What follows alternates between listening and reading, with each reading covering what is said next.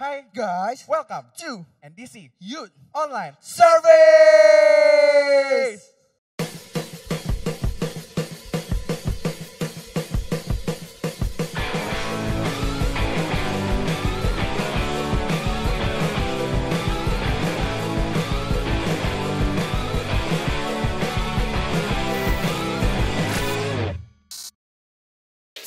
Hai guys, as you all know, pada bulan ini kita akan belajar firman Tuhan dengan tema Can't Steal My Joy.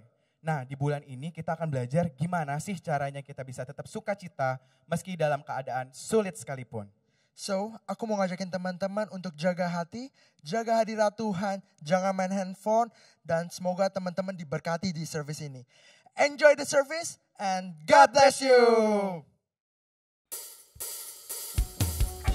Shalom NDC Youth, are you ready to praise Jesus? Come on, let's praise Him! Woo!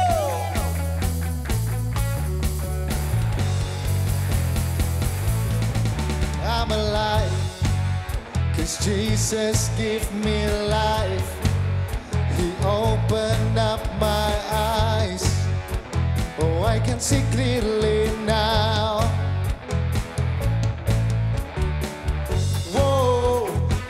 Everybody dance now. Whoa.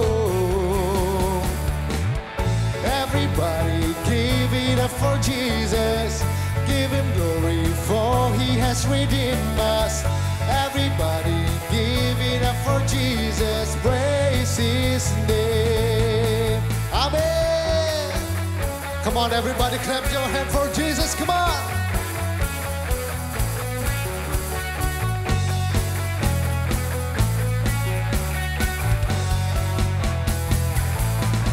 My desire is to lift you higher. The sun is burning brighter. The passion inside of me. Whoa. Oh, everybody dance now. Whoa, come on everybody. Everybody give it up for Jesus. Give Him glory for He has redeemed us. Everybody give it up for Jesus. Praise His name. Come on, lebih lagi katakan. Everybody give it up for Jesus. Give Him glory for He has redeemed us. Everybody give it up for Jesus. Praise His name. Amen. Come on, clap your hands together.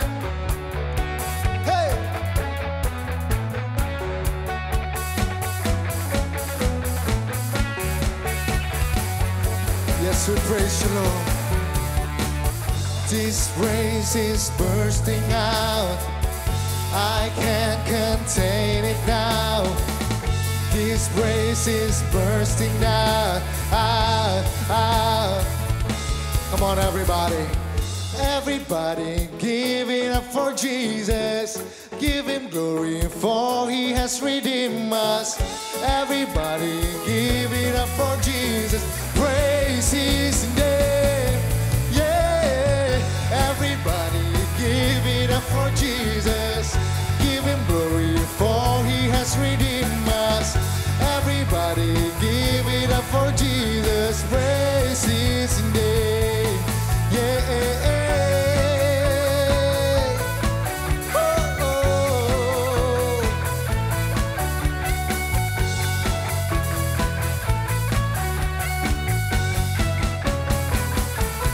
Mari berikan sorak-sorai yang terbaik buat Allah kita. Kita bisa lebih semangat lagi memuji Tuhan, amin. Sebab Engkau Tuhan kami yang baik. Kami bersyukur memiliki Tuhan seperti-Mu, amin. Mari angkat suaramu, kita mau katakan dengan iman. Tiada taranya, tiada bandingannya, kebaikan-Mu Bapa di hidupku, amin.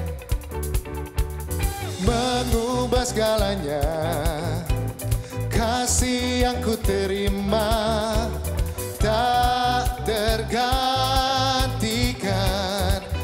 Katakan sekali lagi, tak tergantikan.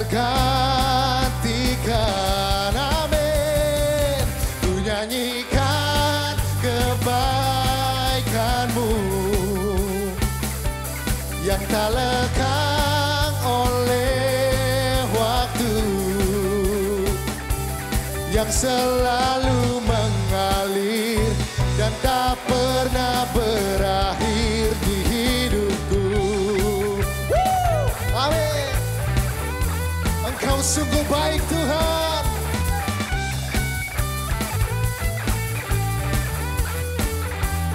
Mari sama-sama katakan dengan iman. Tiada taranya, tiada bandingannya, kebaikanmu Bapa di hidupku. Thank you Jesus, mengubah segalanya. Kasih yang ku terima tak tergantikan. Kasih-Mu Tuhan tak tergantikan. Ku nyanyikan kebaikan-Mu yang tak lekang oleh waktu,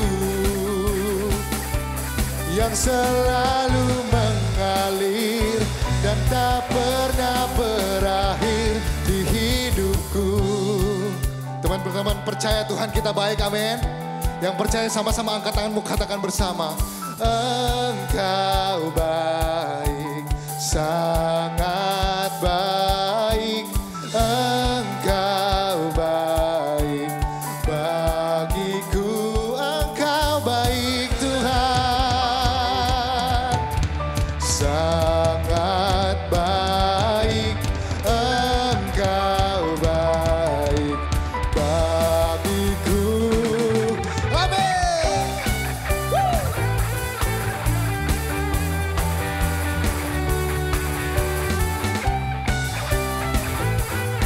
Kami nyatakan dengan iman kami Tuhan, Engkau Tuhan yang dahsyat. Engkau sungguh teramat baik di hidup kami. Amin. Yang selalu mengalir dan tak pernah berakhir. Come on. Ku nyanyikan kebaikan-Mu yang tak lekang oleh waktu, yang selalu mengalir. Ku nyanyikan kebaikan-Mu, amin. Yang tak lekang oleh waktu, yang selalu mengalir dan tak pernah berakhir, yang selalu mengalir dan tak pernah berakhir di hidupku. Berikan tepuk tangan yang terbaik buat Allah kita. Haleluya. Hari ini kami menundukkan hati kami Tuhan. Kami mau buka hati kami mau tunduk kepada firman-Mu yang Kau mau berikan kepada setiap kami. Tuhan jamah hati kami. Dan kami sujud menyembah-Mu Tuhan. Yes Jesus.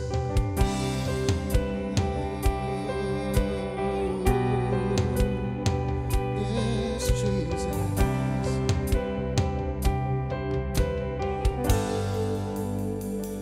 Where would I run but to the throne of mercy?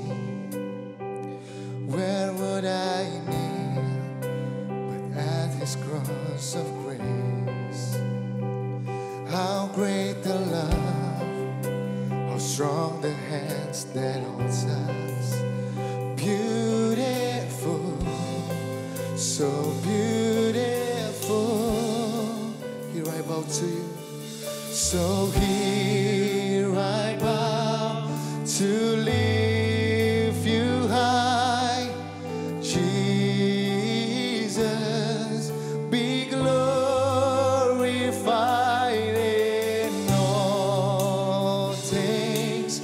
For all my life I am yours, forever yours.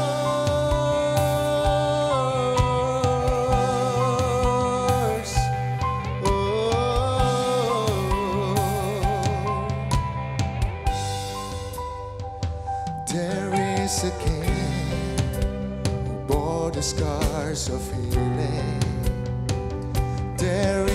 Son who came in grace and truth. How great is your love, Jesus. As the kindness, wonderful. You're wonderful. Here I bow to worship you. So here I bow to lift you high. Jesus, be glorified in all things. For all my life, I am yours, forever yours. Come on, sing it out. God here and now, God here and now, be lifted high. Right here and now, be glorified. God of heaven and earth, God who brought me back to life, I am yours, forever yours. Come on, church, one more time, sing it out. God here and now, be lifted high. Right here and now, be glorified. God of heaven and earth, God who brought me back to life, I am yours, forever yours. Here I bow to you. So here I bow to lift you high. Jesus, be glorified in all things. For all my life, I am yours, forever yours. God here and now, God here and now, be lifted high. Right here and now, be glorified. God of heaven and earth, God who brought me back to life, I am yours, forever yours. I am yours, I am yours, forever yours. I am yours, forever yours. It's Jesus, I am yours, Jesus, forever yours. Oh, come on, church, let's worship Him.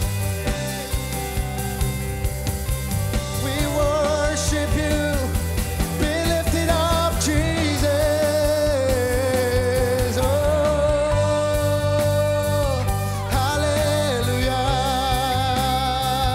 Oh, thank you, Jesus. Hallelujah. Hallelujah. Hallelujah. Yes, Jesus. So here I bow to lift you high. Jesus, be glorified in all things. For all my life, I am yours, forever yours. I am yours, I am yours, forever yours. One more time, sing it out.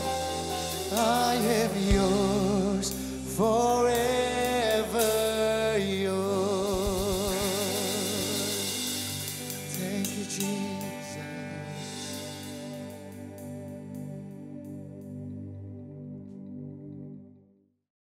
Tuhan Yesus, terima kasih Tuhan untuk hadirat-Mu Tuhan di rumah kami masing-masing. Kami sungguh bersyukur Tuhan, kami sebentar lagi ingin mendengarkan firman-Mu, biarlah Kau yang berkati ya Tuhan. hamba-Mu yang akan menyampaikan firman supaya semua dapat tersampaikan dengan baik, dan Kau berikan kami konsentrasi ya Tuhan, supaya kami bisa mengerti ya Tuhan apa yang menjadi isi hati-Mu. Terima kasih Tuhan Yesus, ubahkan hidup kami, haleluya, amin. Hai guys, apa kabar kalian semua? Senang banget bisa ketemu sama kalian lagi di NDC Youth Online Service. Oke, gak kerasa ini udah bulan ke-7 kita beribadah secara online.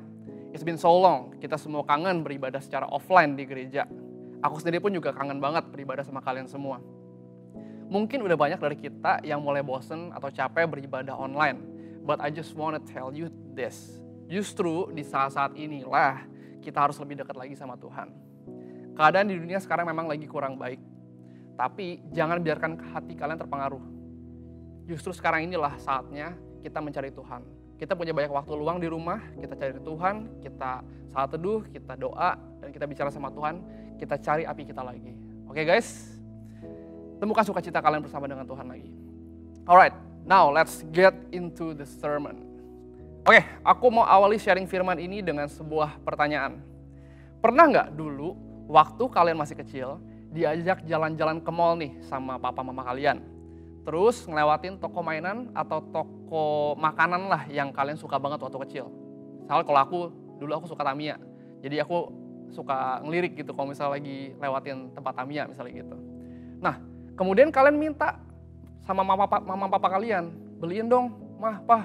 Dan mereka bilang, no, gak boleh. Gitu. Ingat gak respon kalian saat itu gimana? Apakah kalian langsung ngerengek, ngambek, teriak-teriak di mall? Atau mungkin kalian dengan cool berkata, oke, I understand ma. Ada gak sih anak kecil yang kayak gitu? Yang sekul itu. Seringkali jawaban Tuhan itu gak sejalan dengan apa yang kita mau. Mungkin kita udah berdoa untuk sesuatu yang kita inginkan dalam waktu yang lama. Tapi Tuhan menjawab tidak, no. Memang gak mudah untuk memahami jawaban Tuhan atas doa-doa kita. Tapi yang harus kita ingat adalah bahwa Ia akan selalu mendengarkan dan Dia ingin yang terbaik buat kita. Satu itu aja yang harus kita ingat. Kita harus dapat meresponi jawaban tidak dari Tuhan dengan baik. Nah, maka dari itu pembahasan kita hari ini adalah bagaimana kita harus merespon saat Tuhan berkata tidak. When God says no. Are you ready? Let's go. Apa respon yang benar ketika Tuhan berkata tidak? Yang pertama, find God's love in our disappointment.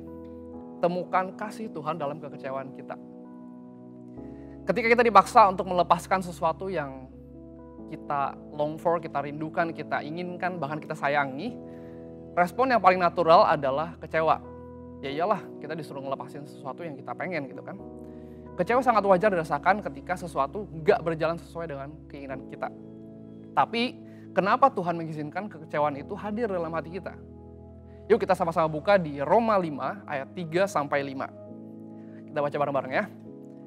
Dan bukan hanya itu saja, kita malah bermegah juga dalam kesengsaraan kita. Karena kita tahu bahwa kesengsaraan itu menimbulkan ketekunan. Dan ketekunan menimbulkan tahan uji. Dan tahan uji menimbulkan pengharapan. Dan pengharapan tidak mengecewakan. Karena kasih Allah telah dicurahkan di dalam hati kita oleh Roh Kudus yang telah dikaruniakan kepada kita. Oke guys, kita teliti ya ini ya. Di perikop ini dibilang bahwa kesengsaraan itu menimbulkan ketekunan dan ketekunan menimbulkan tahan uji. Stop sampai sini dulu. Guys, kita harus sadar bahwa Tuhan mengizinkan kekecewaan datang dalam hidup kita karena Tuhan ingin kita menjadi tahan uji. Kita menjadi tahan banting, menjadi pribadi yang lebih kuat dari sebelumnya. Inilah bentuk kasih Tuhan. Melalui kekecewaan, Tuhan mau menghadirkan transformasi bagi hidup kita. Maka dari itu, kita dibilang no sama Tuhan untuk doa-doa kita mungkin. Di situ kita mesti belajar. Di sini juga dibilang bahwa tahan uji menimbulkan pengharapan dan pengharapan tidak mengecewakan. Karena kasih Allah telah dicurahkan di dalam hati kita oleh Roh Kudus yang telah dikaruniakan kepada kita. Ketika kita menginginkan sesuatu, kita pengen banget sama something. Seringkali kita lebih fokus kepada kehendak kita sendiri daripada kehendak Tuhan. Melalui setiap kekecewaan dan proses yang boleh kita lalui, Tuhan pengen menghilangkan keakuan kita, keegoisan kita. Dan kembali pada satu-satunya pengharapan, yang gak mengecewakan, yaitu Tuhan, pengharapan kepada Tuhan. The beauty of disappointments is they lead us to hope. Keindahan dari kekecewaan adalah mereka membawa kita kepada harapan yang baru. Seperti itu guys. Kasih Tuhan itu terpancar melalui proses pendewasaan yang boleh kita alami sampai sekarang ini. Tuhan gak selalu memberikan segala sesuatu yang kita inginkan, atau kasih langsung jalan keluar kepada kita supaya kita bisa langsung keluar dari masalah kita. No. Tuhan mau ngajarin kita untuk bertekun, menjadi tahan banting, dan berharap kepada Dia. Itulah kasih Tuhan yang dapat kita temukan dalam kekecewaan kita. Ia ingin kita mentransformasi hidup kita menjadi lebih baik lagi. Seperti itu. Bayangkan kalau misalnya seandainya kita langsung dapat, seringkali kita langsung dapat apa yang kita mau. Ya kita akan jadi manja. Kita nggak akan jadi tahan banting. Ketika nanti masalah datang, kita nggak bisa handle itu. Seperti itu. Itulah kasih Tuhan. Ia ingin transformasi kita menjadi lebih baik. Oke, itu yang pertama ya. Respon yang pertama. Find God's love in our disappointments. Temukan kasih Tuhan dalam kekecewaan kita. Itu yang pertama. Oke, next yang kedua ya. Believe in God's perspective. Percaya pada sudut pandang Tuhan. Aku mau cerita sedikit tentang seseorang yang bernama Inky Johnson. Inky Johnson ini saat mudanya adalah seorang pemain American football. Kalian tahu American football, NFL.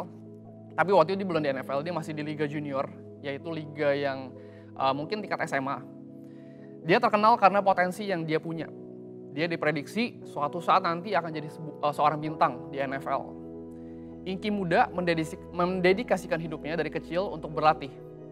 Dan American football itu adalah seluruh hidupnya Inky. Dia pagi, siang, malam latihan, mikirinnya apa? Mikirin American football. Dia bawa bola mungkin dari kamar ke toiletnya pun bahkan dia bawa bola gitu loh. Nah, NFL, National Football League BTW, adalah tujuan hidupnya saat itu. Nah, suatu ketika saat di Liga Junior udah mau habis, sekitar tinggal 10 pertandingan lagi, ia mendapatkan draft kontrak dari sebuah tim NFL. Ia menyatakan bahwa, oke, Inky lu akan direkrut menjadi pemain kita. Tapi lu cuma perlu menyelesaikan 10 pertandingan terakhir di Liga Junior. Ya kan dia masih selesaiin liganya dong. Nah begitu dia keluar dari 10 pertandingan itu, dia bisa langsung masuk ke dalam tim itu di NFL. Wah itu mimpi dia kan, seneng banget dong. Happy banget, he made it. 10 more games and he'll achieve his dreams. Tapi sesuatu terjadi di sisa liga itu. Dalam sebuah pertandingan yang ke-8 sebelum terakhir, suatu ketika lawan sedang membawa bola, lagi lari menuju ke gawangnya timnya dia, dan kemudian Inky bersiap untuk melakukan tackle, dia lagi defense saat itu.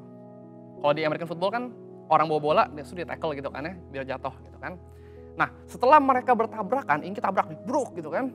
Setelah mereka bertabrakan, Inky ternyata mengalami cedera. Bahunya lawan itu pas ke dadanya dia.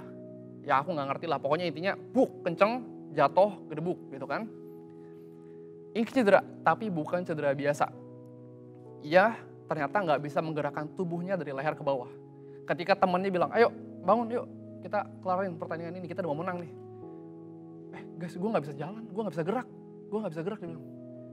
Dia kaget, dia pikir ini cuma tackle biasa yang nggak akan menjadi cedera gitu. Ternyata waktu tubrukan itu ada yang salah, dan akhirnya dia nggak bisa merasakan tubuhnya dari leher sampai bawah. Kalian bayangkan, seorang pemain American football, seorang olahragawan kehilangan kontrol untuk tubuhnya. Dan akhirnya dia langsung dilarikan ke rumah sakit. Dan akhirnya dia harus melakukan operasi. Hasilnya membuat Inky harus lumpuh di area tangan kanannya. Emang kakinya udah bisa gerak, badannya bisa gerak, tangan kiri bisa gerak. Cuman tangan kanannya lumpuh. Yang artinya dia nggak bisa lanjutin mimpi dia di American football. Hidup Inky berubah drastis. 10 pertandingan lagi dia akan mencapai impiannya. 8 pertandingan lagi dia akan mencapai impiannya. Tapi kenyataan berkata lain. Ia harus pensiun dini sebagai seorang American footballer. Kalian bayangin gak sih rasanya seperti apa? Sedihnya seperti apa? Apakah Inky kecewa? Ya kecewa lah, pasti. dia sempat bertanya-tanya sama Tuhan. Kenapa dia nggak dikasih kesempatan untuk main di NFL dulu sebelum akhirnya Tuhan redirect hidup dia? Kenapa enggak? Ini kan tinggal 8 pertanyaan lagi ya. Ya Tuhan, kenapa enggak saya dikasih main dulu di NFL? Ya paling nggak masuk dulu lah, berapa lama gitu. Dapat uang kan gaji pemain NFL kan tinggi. Dia dapat uang terus kemudian dia bisa kasih ke orang tuanya, bisa kasih ke keluarganya lagi. Tapi kenapa sebelum NFL itu impian dia raih, dia harus berhenti? Dia bingung. Kenapa nggak dibiarkan menggapai mimpinya dulu? Tapi Tuhan berkata sama Engki, "No my son, tujuanku untukmu bukan di situ. Tujuan aku untuk engkau bukan di situ." Dan setelah melalui proses, Engki memilih percaya kepada kehendak Tuhan. Sudut pandang Tuhan yang jauh lebih luas dari sudut pandang manusia. Dia sadar penuh bahwa sudut pandang Tuhan adalah sudut pandang yang lebih luas daripada sudut pandang yang dia miliki saat itu. Akhirnya Tuhan memakai kejadian cedera Engki untuk memulihkan keluarga Engki. Papanya bertobat, mamanya bertobat, omnya bertobat. Dan Engki kemudian dipakai dengan luar biasa sebagai motivator yang memberkati dan menginspirasi banyak orang. Akhirnya dia kembali lagi ke stadion NFL, stadion American Football, tapi bukan sebagai pemain, tapi sebagai motivator. Dia pernah diundang di satu acara. Dia dipakai dengan luar biasa ketika dia merespon dengan benar. Ketika dia tahu bahwa, oke, aku harus percaya sama sudut pandang Tuhan. Ketika Tuhan mengatakan tidak pada sesuatu, ia akan mengatakan ya pada sesuatu yang lain. Dan membimbing kita dengan cara yang berbeda dari rencana kita. Tuhan mengatakan tidak karena apa yang kita doakan itu gak sesuai dengan kehendak Dia. Dan bukan yang terbaik untuk kita. Mungkin perspektif kita bilang itu adalah hal yang terbaik buat gua. Tapi Tuhan melihat secara lebih luas daripada kita. Dan Dia bilang bahwa ini bukan untuk engkau. Aku punya rencana lain, punya yang lebih besar untuk engkau. Seperti itu. Tuhan memutuskan untuk tidak memberi kita sesuatu karena Ia memiliki sesuatu yang lain di dalam pikirannya. Sesuatu yang lebih besar daripada yang bahkan dapat kita bayangkan. Kita sama-sama baca yuk di Amsal 3 ayat 5 sampai 6. Yuk baca yuk, 1, 2, 3. Percayalah kepada Tuhan dengan segenap hatimu dan janganlah bersandar kepada pengertianmu sendiri. Akuilah Dia dalam segala lakumu, maka Ia akan meluruskan jalanmu. Guys, kita nggak bisa mengandalkan pengertian kita sendiri. Sudut pandang kita terbatas. Sudut pandang Tuhan itu jauh lebih luas dari apa yang kita lihat dan kita bayangkan. Kalau misalnya kita bisa andai-andaikan ya, anggaplah kita ini sudut pandang manusia itu seperti ketika kita ada di jalanan, kita lagi di trotoar, kita berdiri di situ. Nah, apa itu yang kita lihat tuh? Jalanan, gedung-gedung dari bawah tapi kan. Tapi sudut pandang Tuhan itu ketika mungkin ada orang yang ngelihat dari building yang sangat tinggi, dia bisa lihat semuanya. Itu sudut pandang Tuhan. Kita cuma ngelihat sedikit, jalan itu doang kita lihat. Tuhan ngelihat semua jalan. Maka dari itu kita mesti percaya sama jalannya Tuhan. Kita mesti percaya sama sudut pandangnya Tuhan. Oke? Nah, percaya di sini, tapi bukan hanya percaya aja ya. Ketika kita percaya, kita pasti melakukan sesuatu sesuai dengan apa yang kita percayai. Kita mesti bergerak dan berusaha. Kalau cuma percaya tapi nggak lakuin apa-apa, ya nggak jadi apa-apa. Andai Inky Johnson cuma percaya doang, dia nggak bergerak dan berusaha menekuni bidang baru yang Tuhan percayakan sama dia. Dia nggak belajar untuk ngomong, dia nggak belajar untuk belajar tentang psikologi dan segala macamnya. Ya Inky nggak akan jadi seperti sekarang. Believe in His perspective. Percaya pada perspektif Tuhan, maka kita akan menggapai rencana yang terbaik dari Tuhan yang Tuhan sudah siapkan buat hidup kita. Amin. Yuk kita sama-sama baca di ayat terakhir kita, 2 Timotius 1 ayat 12. Itulah sebabnya aku menderita semuanya ini, tetapi aku tidak malu, karena aku tahu kepada siapa aku percaya, dan aku yakin bahwa Dia berkuasa memeliharakan apa yang telah dipercayakannya kepadaku hingga pada hari Tuhan. Percaya sama Tuhan. Biarpun kita dihadapkan kepada no, kepada kata tidak dari Tuhan, Tapi kita harus yakin dan percaya bahwa Tuhan punya perspektif yang lebih luas daripada kita. Tuhan pasti ingin yang terbaik buat kita. Maka dari itu, Dia mengizinkan kita untuk mengalami kekecewaan supaya kita bisa redirect arah hidup kita, tujuan hidup kita ke arah yang Tuhan kehendaki.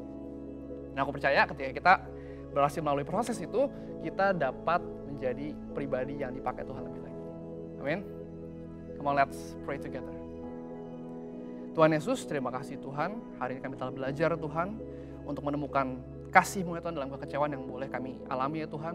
Kami mau meresponi dengan baik setiap kata tidak ya Tuhan. Dan kami percaya Tuhan bahwa perspektif-Mu, sudut pandang-Mu adalah sudut pandang yang terbaik ya Tuhan, yang lebih luas daripada apa yang kami bisa bayangkan. Terima kasih Tuhan Yesus, kami telah berdoa mengucap syukur, haleluya. Amin. Oke guys, thanks for today. Hari ini kita selesai. Dan sebentar lagi kita akan tergabung dalam circle. Dan jangan lupa untuk kontakkan langsung sama circle leader kalian dan sharing dengan sukacita. God bless. Happy weekend.